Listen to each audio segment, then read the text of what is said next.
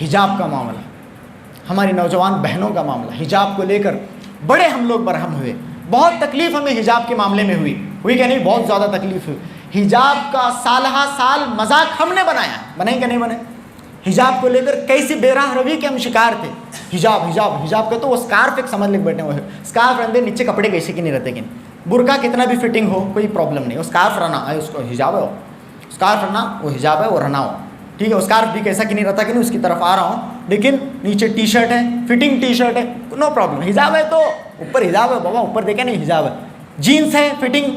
یہ higher studies professional courses کے مسلمان لڑکیوں کا حال، پروفیشنل کورسز کے اندر جیسے ہی ذرا ہائی فائی ہوتے ہیں تو ذرا مذاق، ہائی فائی ذرا اسٹینڈرڈ، باقی والے ذرا ان کو اسٹینڈرڈ نہیں دکھتے رہتے، آؤٹ ڈیٹڈ لوگ ٹھیک ہے۔ ہمیں ماڈرنائزڈ سوسائٹی، ہائی پروفائل سوسائٹی کا اب حصہ بن چکے ہیں، یہ سب چلتا۔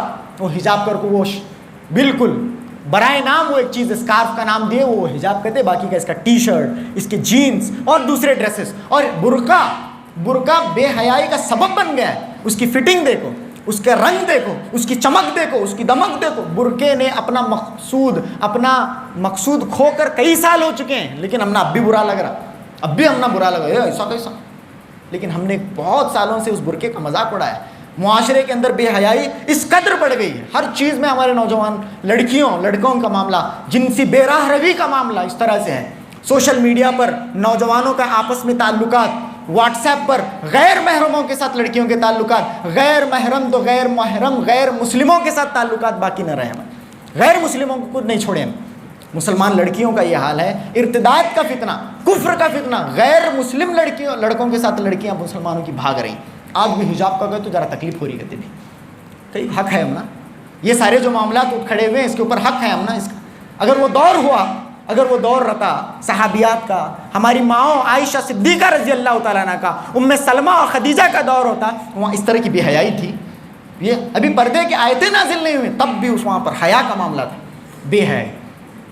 زمانہ آیا ہے بے حجابی کا، عام دیدار یار ہوگا، سکوت تھا پردہ دار جس کا وہ راز اب آشکار ہوگا، سکوت تھا پردہ دار جس کا وہ راز اب آشکار ہوگا۔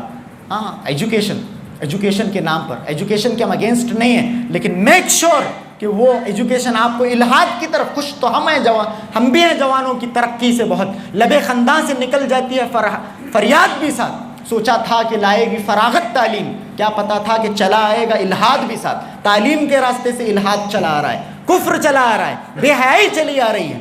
حامدہ چمکی نہ تھی انگلش سے جب بیگانہ تھی، جب تک انگلش نہیں آتی تھی، جب تک تعلیم یافتہ نہیں تھی، اپنے گھر میں رہتی تھی، عزت کے ساتھ وقار کے ساتھ رہتی تھی، پردے کو اس نے اپنایا ہوا تھا۔ حامدہ چمکی نہ تھی انگلش سے جب بیگانہ تھی، اب وہ شمع بزم ہے، پہلے چراغ خانہ تھی، اب وہ محفل کی شمع بن گئی ہے، پہلے چراغ خانہ تھی۔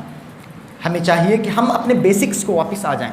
یہ جو پردے کا معاملہ، حجاب کا معاملہ، بے ڈھنگے طرح کے اسکارف، بے ڈھنگے برقعے، اللہ کے نبی صلی اللہ علیہ وسلم نے کتنے پہلے 1400 سال پہلے اللہ کے نبی صلی اللہ علیہ وسلم نے اس دور کی طرف اللہ کے نبی نے اشارہ کرتے ہوئے کہا، ایک دور آئے گا، دو گروہ ہوں گے، جہنمیوں کے دو گروہ۔ اس میں ایک کا تذکرہ میں آپ کے سامنے کرتا ہوں، لا یجدن ریحھا و ریحھا یوجد من مسیرۃ کذا و کذا، جنت کی خوشبو یہ نہیں پا سکیں گی، جنت کی خوشبو نہیں پائیں گی، جبکہ جنت کی خوشبو 40 سال کی مسافت سے پائی جا سکتی ہے۔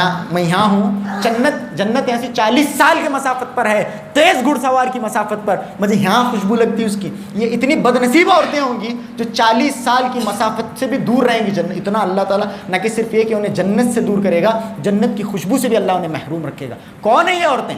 نساء کاسیات عاریات مائلات ممیلات رؤوسهن کاسنمۃ البخت لا یجدن ریحھا وریحھا یوجد من مسیرۃ کذا وکذا، ایسی عورتیں جو کپڑے پہننے کے باوجود ننگی ہوں گی۔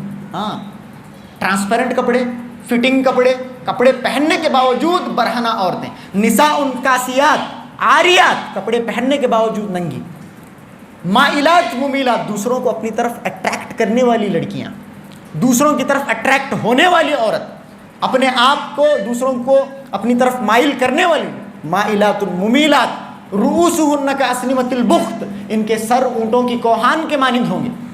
وہ اسکارف کہتے ہو، افغانی سٹائل کہتے اسکارف، عجیب اسکارف، اوپر سے یوں اٹیرتا ہو، عجیب ایرانی، تورانی، افغانی، ترکی سٹائل، عجیب و غریب قسم کے سکارف مارکیٹ کے اندر ہیں، وہ انہیں پہنے، اتنا بے ڈھنگا سکارف ہوتا ہے میں کہوں۔ اللہ کے نبی کے اس حدیث کے مصداق سر کی سطح پر یاد رکھیں، عورت کا جو سر ہوتا ہے، عورت کی سر کی جو سطح ہے بالکل پلین ہو، عورت کا سر اپنی گولائی لیے ہو، کوئی چیز عورت کے سر سے ابھری ہوئی نہ ہو، کوئی سرفیس سے ابھری ہوئی کوئی چیز نہ ہو، یہ حرام ہے۔